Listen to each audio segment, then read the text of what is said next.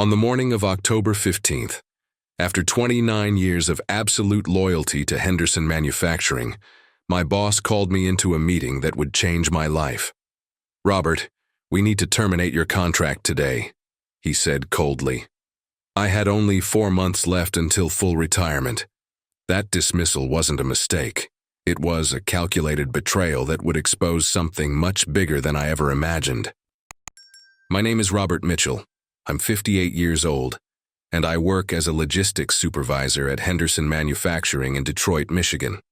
For 29 years, I woke up at 5:30 a.m. every day to reach the factory before the first shift started.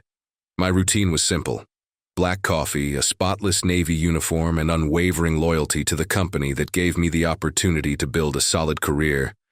To me, work was more than a job. It was a matter of honor, of giving my word and delivering excellence. Henderson Manufacturing wasn't just my workplace. It was practically my second home. I knew every hallway, every machine, every employee by name. I started as a stock assistant in 1996, when the company still processed orders manually and used those huge computers that sounded like printers. What really made me proud was knowing my work kept the cogs turning smoothly. My life followed a predictable and comfortable pattern. My team knew they could rely on me to handle any situation, from supplier issues to last-minute emergencies. That resilience brought recognition over the years: promotions, raises, increasing responsibilities. I became the kind of employee every company values: reliable, skilled, loyal. In recent months, however, subtle signs began to trouble me. Meetings were held behind closed doors in the executive office, and when I passed by, conversations would abruptly stop. Documents that used to sit on shared desks were now locked in folders marked confidential. HR Director Mark Stevens started avoiding eye contact with me, something I'd never experienced in almost 3 decades. What alarmed me most was the shift in behavior from younger managers.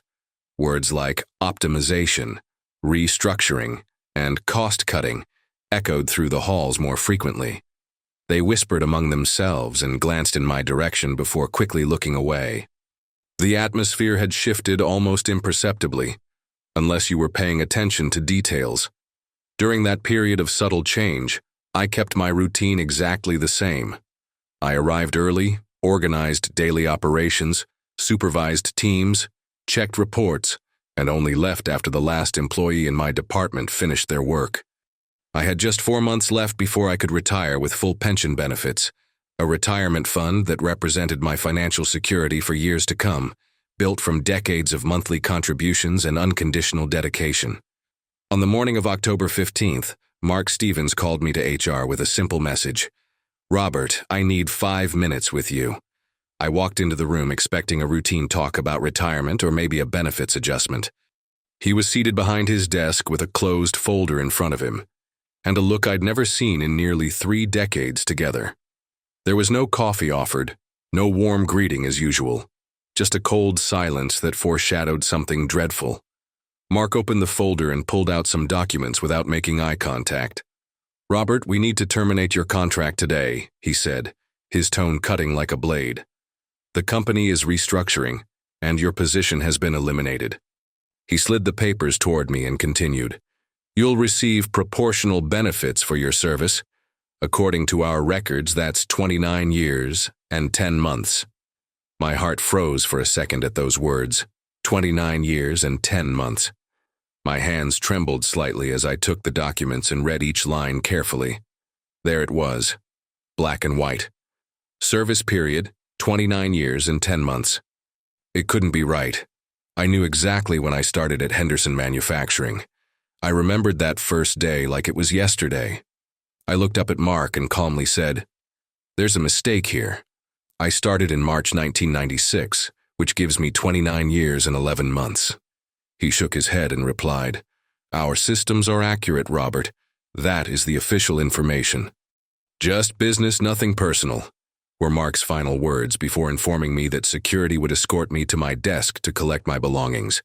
29 years of unwavering loyalty, coming early, leaving late, solving problems that weren't even my responsibility, boiled down to a 5-minute dismissal. I didn't yell, slam my fist on the desk, or create a dramatic scene. I simply signed the documents, stood up, and said, "Understood." But inside, a silent rebellion began to grow like a controlled fire. Security walked me to my desk as colleagues watched in silence, averting their eyes when I passed. I packed my few personal items into a cardboard box, a company logo mug, some photos, my desk calendar, and a stack of personal documents I'd always kept filed. Among those papers was my original hiring letter, stamped and signed on March 15, 1996. That little piece of paper would be more important than I ever imagined in that moment of humiliation and betrayal. I left Henderson Manufacturing carrying my cardboard box under the curious gazes of employees I had trained, mentored, and helped over the years. Not one came to say goodbye. Not a single person questioned the company's decision. The parking lot had never been so silent, and my car had never felt so small against the weight of the injustice I was carrying. I placed the box on the passenger seat and sat there for a few minutes, processing what had just happened to my life. I drove home in complete silence. No radio, no music, just the engine noise and Mark's words echoing in my head. 29 years and 10 months. I knew something was deeply wrong with that termination, something more than a simple corporate restructuring. The calculated coldness, the rushed removal, the refusal to acknowledge my actual years of service, it all painted a picture of a betrayal planned and executed with surgical precision. When I arrived home, I set the box on the kitchen table and stared at the documents for a long time. My hiring letter was right there, clear as day, showing the exact date of my first workday. The numbers didn't add up, and for the first time in decades, I felt deeply deceived by the company I had always trusted. Something was terribly wrong with the whole situation, but in that moment, I had no idea just how deep this betrayal really ran. In the first 3 days after my termination, I stayed home meticulously organizing every document I had kept over the years. I spread everything across the kitchen table: contracts, pay stubs, performance reviews, official correspondence, chronologically arranged. My original hiring letter stood out clearly, March 15, 1996. I recalculated. October 2025 minus March 1996 equals 29 years and 7 months, not the 29 years and 10 months Mark presented. This discrepancy wasn't a simple miscalculation. It was a deliberate, calculated lie. I used a calculator and double-checked multiple times, always reaching the same result. I was just 1 month and a few days short of the 30 years required for full pension benefits. Henderson Manufacturing had dismissed me precisely when they would legally be required to provide those benefits. That realization transformed my sorrow into something far more powerful, a silent determination to pursue justice. The following Monday, I called an employment lawyer named Thomas Bradley, who had an office in downtown Detroit and a solid reputation for wrongful termination cases. I calmly explained my situation, presented the documents, and pointed out the discrepancies in my service record. He examined each paper with meticulous focus, nodding gravely. "Robert," he finally said, "this is more than wrongful termination. If what you're showing is true, we're dealing with deliberate fraud aimed at avoiding benefit payments." Thomas advised me to request an official copy of my full employment records from Henderson Manufacturing's HR department. I had a legal right to that information, and they were required to provide it within 10 business days.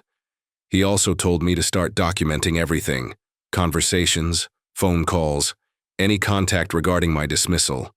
"From now on," he said, "you're building a case. Every detail matters." I left his office with a strange sense of empowerment. For the first time in weeks, I felt like I was taking back control. I sent the formal record request via certified email and began a quiet investigation of my own. I reached out to former Henderson employees on social media and uncovered a disturbing pattern. Jim Rodriguez, let go 6 months before, was also nearing retirement. Linda Thompson, dismissed the year prior, had 28 years of service. They had all been laid off under the guise of restructuring or cost optimization just months before qualifying for full pension. It wasn't coincidence. It was a systematic scheme to avoid pension obligations. On precisely the 10th day, Henderson Manufacturing responded to my request. The records they sent contained the same false information, a hiring date in June 1996 instead of March. They had altered official documents to support their version of events. I photographed my original hiring letter next to the forged records they provided. The evidence was irrefutable. They were lying intentionally and had doctored documents to back their claim. This discovery changed the nature of my case entirely. Thomas was visibly outraged when I showed him the discrepancies. "Robert, this is no longer just an employment dispute," he said. "We're talking forged documents, systemic fraud, and possibly federal offenses." He explained that cases like this typically draw the attention of the U.S. Department of Labor, especially when age discrimination is involved. He suggested reaching out to other former employees to see if they'd experienced the same thing. The betrayal was deeper than I had thought. That night, sitting in my kitchen with all the paperwork spread out before me, I felt a strangely calm clarity. My anger had evolved into something far more focused, a relentless determination to expose the truth. It was no longer just about me or my pension. It was about justice for all the loyal workers who had been cheated by Henderson Manufacturing. I picked up my phone and started making a list of everyone I needed to contact. The company had completely underestimated the kind of man they were dealing with. 2 weeks after hiring Thomas Bradley, I received a call that completely changed the direction of my pursuit of justice. It was Janice Patterson, a retired HR professional who had worked at Henderson Manufacturing for 12 years before retiring in 2022. She had seen my name on a former employee's Facebook group and wanted to talk in person about something that had been bothering her for months. "Robert," she said with seriousness, "what they did to you was part of a much larger scheme than you realize." Janice arrived with a folder full of documents she had secretly saved during her last months with the company. She opened it and showed me a printed spreadsheet listing names of employees nearing retirement, planned termination dates, and expected benefits savings. My name was listed, marked as Q4 2025, optimization target, savings, $180,000. "This wasn't just a restructuring layoff," she said, shaking her head. "It was a systematic betrayal of loyal employees who gave their lives to the company."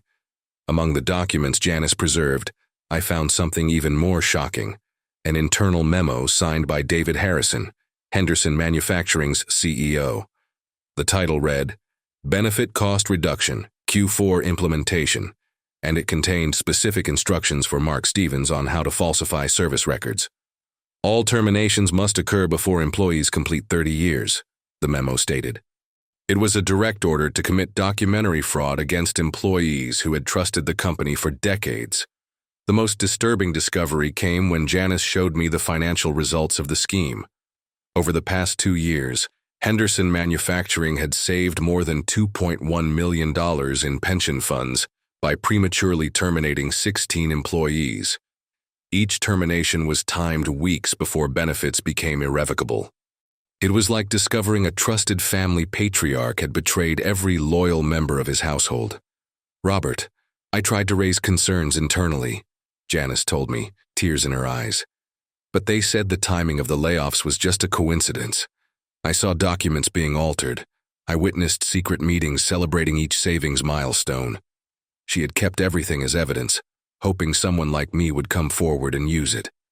Thomas Bradley examined each document meticulously, photographing every page. "Robert, this turns your individual case into something much bigger," he said with a seriousness I had never seen before. "We're dealing with a conspiracy to defraud employee benefits in violation of federal labor protection laws. Henderson Manufacturing hadn't just betrayed me, it had built a machine to destroy lifelong retirement dreams." Janice also showed internal emails between David Harrison and Mark Stevens, discussing how to clean the payroll of senior employees. In one message, Harrison wrote, "We need to be strategic. Each termination before the 30-year mark saves between $150 to $200K. Make it look natural." They talked about us as figures on a spreadsheet, not as people who had devoted our lives to that company. That night, sitting at home with all the documents spread across the kitchen table, I felt a complete shift in my motivation. It was no longer about my termination or my benefits. It was about justice for every employee who had been systematically betrayed. Henderson Manufacturing had underestimated the type of man they were dealing with. With Janice's evidence in hand, I had everything I needed to turn this personal fight into something much bigger. On the following Monday, Thomas Bradley arranged an urgent meeting with U.S. Department of Labor agents. We met at the federal office in downtown Detroit, carrying 3 folders stuffed with evidence from Janice, along with all my own documentation. Federal investigators Sarah Chen and Michael Rodriguez reviewed every page with meticulous attention for over 2 hours. When they finished, Sarah looked at me and said, "Mr. Mitchell, what you've brought us today is evidence of federal crimes affecting multiple employees." Within 48 hours, the Department of Labor launched a formal investigation into Henderson Manufacturing. Agents demanded full access to the company's HR systems, including all termination records from the past 3 years. David Harrison and Mark Stevens were officially notified they were under federal investigation for violating labor protection laws and benefit fraud. The company scrambled to hire high-priced attorneys to stem the scandal, but it was too late. The evidence was undeniable, and the federal probe had taken on a life of its own. That Thursday, I received a call from Sarah Chen that brought the first genuine smile I'd had in months. "Robert, we just executed search and seizure warrants on Henderson's offices. We found servers full of deleted emails, hidden spreadsheets, and proof that the scheme impacted at least 22 employees over the past 4 years." She explained that Harrison and Stevens would be arrested the following morning, charged with conspiracy to commit labor benefit fraud. The arrest of David Harrison and Mark Stevens made headlines in Detroit and quickly gained national attention. The case became a symbol in the fight against age discrimination in American corporate culture. Former Henderson employees began to speak out, reporting similar experiences. Jim Rodriguez, Linda Thompson, and at least 12 others joined the lawsuit as victims of the same fraudulent scheme. 3 weeks after the arrests, I received an official call from the Department of Labor confirming my case had been fully resolved. I would be reinstated at Henderson Manufacturing with full retirement benefits, plus $250,000 in compensation for emotional and contractual damages. The company was also ordered to review and correct all similar cases from the past 5 years, pay millions in compensations and federal fines. Justice, it seemed, had been done completely and conclusively. David Harrison was sentenced to 4 years in federal prison and fined $500,000 for orchestrating the fraud. Mark Stevens received 2 years behind bars and was permanently barred from HR roles. Henderson Manufacturing was fined $8.2 million and placed under federal oversight for 3 years. All affected employees received full compensation, and the company was mandated to implement new transparency protocols to prevent future violations. The most remarkable outcome was discovering that our fight had sparked similar investigations across Michigan. Sarah Chen later told me that at least 6 other companies were under scrutiny for the same age-based and benefit fraud practices. What seemed like my personal betrayal had exposed a much larger systemic issue. When it was all over, I felt an inner peace I hadn't known in months. My revenge wasn't about destroying lives through anger. It was ensuring justice through proper legal channels. Every cheated employee got what they deserved. Every perpetrator paid for their crimes. That's exactly how it should work in a nation where laws are meant to protect honest workers. 2 weeks after the convictions, David Harrison tried to reach out through a private attorney, offering a man-to-man conversation to clear up misunderstandings. I read the proposal twice and replied with a single word: no. The betrayal had been complete and calculated. Any reconciliation attempt was just more manipulation in disguise. Mark Stevens sent a handwritten letter to my home, saying he had been just following higher orders and never intended to harm loyal employees. He apologized and mentioned his family was going through financial hardship because of the fines and legal fees. I kept the letter and never replied, Some actions don't deserve forgiveness when they involve fraudulent termination. Henderson Manufacturing offered me a well-paid consulting position, remote work, and extraordinary benefits in recognition of my years of dedicated service. It was obvious damage control, meant to show they had corrected past mistakes. I firmly declined. The money wasn't an issue anymore, and going back would have meant returning to the crime scene. I watched how other former employees reacted differently to the company's attempts to make amends. Jim accepted an additional financial settlement in exchange for not speaking publicly. Linda filed another lawsuit for emotional damages. Each of us handled the betrayal according to our values, but we all agreed on one thing: the trust had been permanently broken. Our motivation was never revenge. It was justice. During that period, I kept a disciplined routine that brought me inner peace. I woke up early, had coffee, read the news, and focused on personal projects I had postponed for decades. The financial compensation gave me security, but more importantly, I knew I had done the right thing. Justice wasn't just a concept, it was a reality, and it brought consequences to those who had committed the crime. Sarah Chen called me regularly with updates on the developments in the case. Other similar companies were under investigation, and our case had become an important legal precedent. "You have no idea how many workers are now protected because of your courage," she said. It was deeply gratifying to know our fight created systemic change beyond our personal story. The media tried to convince me to give exclusive interviews, offering me opportunities to tell my side on national shows and in the press. I declined every one. I had no interest in becoming a public figure or turning the experience into entertainment. The facts spoke for themselves, and the court rulings were public. I just wanted to move on with dignity, not prolong the drama unnecessarily.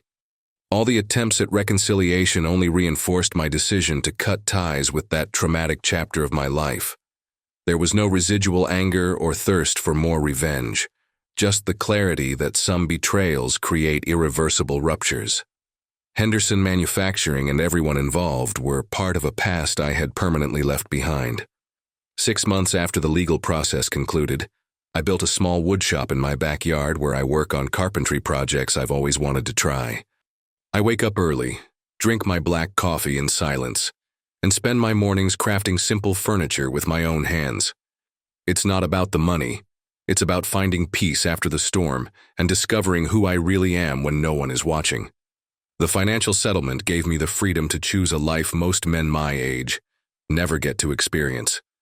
My bank balance is secure, but more importantly, I have the serenity of knowing I did the right thing when faced with injustice. Some mornings as I work with wood, I remember the coldness of that dismissal and feel a quiet satisfaction that everything worked out.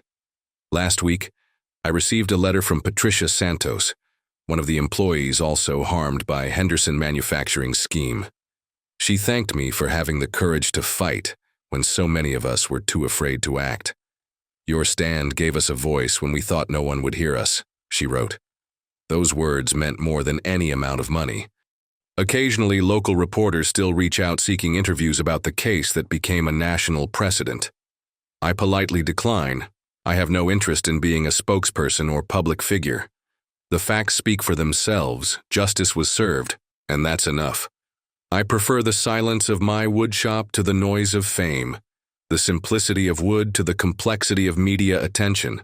My routine now is predictable in a comforting way. I wake at 6, work in the shop until noon, eat lunch by myself while reading the news, and spend my afternoons doing small repairs around the house. No pressure, no office politics, no betrayal disguised as professionalism. It's a simple, honest life. That's exactly what I needed after decades of navigating turbulent corporate waters. Some neighbors say I look more at peace now than I did during my years at Henderson. They're not wrong. Carrying the weight of someone else's betrayal is heavier than we imagine. When you finally free yourself from that burden, you discover muscles you forgot you had. Revenge was never the goal. Inner peace was the true reward of this journey. Sometimes, when the workshop grows too quiet, I reread Patricia's letter and other messages like it. They remind me that something good came from all that pain. Not just for me, but for dozens of workers now protected by legal safeguards against similar schemes. A betrayal that once seemed so destructive ended up being the catalyst for positive change I never thought possible. Today, as I finish a solid oak table I've been building for 3 weeks, I feel a satisfaction the corporate world never offered. It's not about proving anything or seeking external validation. It's about finding purpose in simplicity and realizing that true wealth isn't in your bank account. It's in the ability to look in the mirror and respect the person you see. Looking back, I realized that October morning wasn't the end of my career. It was the beginning of my true freedom. The betrayal that seemed devastating turned out to be the greatest blessing in disguise in my life. Sometimes we have to go through fire to discover what we're truly made of. Justice didn't arrive by chance. It came because I had the courage to fight back when it would have been easier to accept injustice silently. If you're here, you've probably experienced something similar, or know someone who faced betrayal at work. I'd love to hear your story in the comments. Have you ever been betrayed by a company you trusted? How did you react when you discovered your loyalty wasn't valued? Your experiences could inspire others going through the same corporate turmoil I lived through. If this story touched your heart or sparked some reflection, subscribe to the channel and hit the notification bell. Here, you'll find more real stories of men who faced adversity and came out victorious. Every story is a life lesson, a proof that justice still exists when we have the courage to fight for it. Together, we're building a community of resilient men supporting one another.